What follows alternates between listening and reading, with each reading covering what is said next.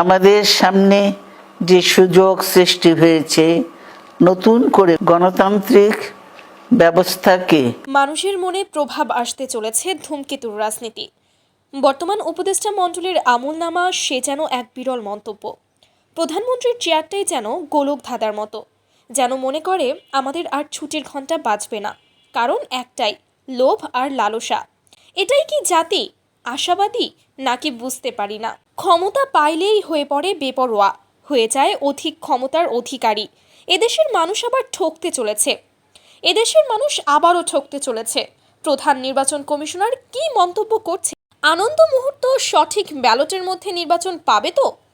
মানুষের মনে আস্থা আসবে নাকি নাকি স্বৈরাচারী হাসিনার মতো আবারও স্বৈর শাসক আসবে?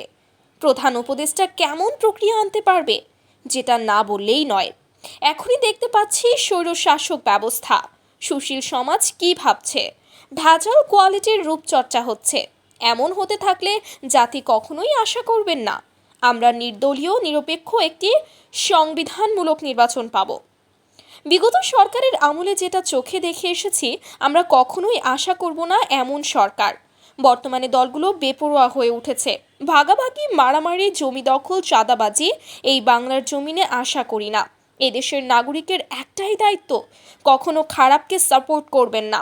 আশ্রয় প্রশ্রয় দেওয়া যাবে না, কারণ এক দফা এক দাবি নিয়ে আমাদের প্রস্তুত থাকতে হবে। ডক্টর মোহাম্মদ ইউনূস স্যার এখনও বাংলার নোবেলজয়ী মানুষ।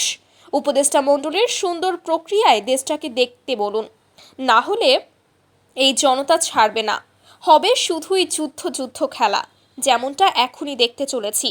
এতে বিশেষজ্ঞদের কি মতামত জানাতে ভুলবেন না। ভিডিওটি ভালো লাগলে আমাদের সাথেই থাকুন, দেখতে থাকুন সচেতন বার্তা। যদি ভিডিওটি ভালো লাগে তাহলে এখনই সাবস্ক্রাইব করুন, ভিডিওটি বন্ধুদের সাথে শেয়ার করুন, লাইক দিতে ভুলবেন না।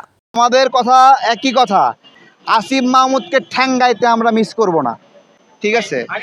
সবাই আওয়ামী লীগকে সাথে করে নিয়ে যে চলবে তাকে আমরা ঠ্যাঙ্গাবো।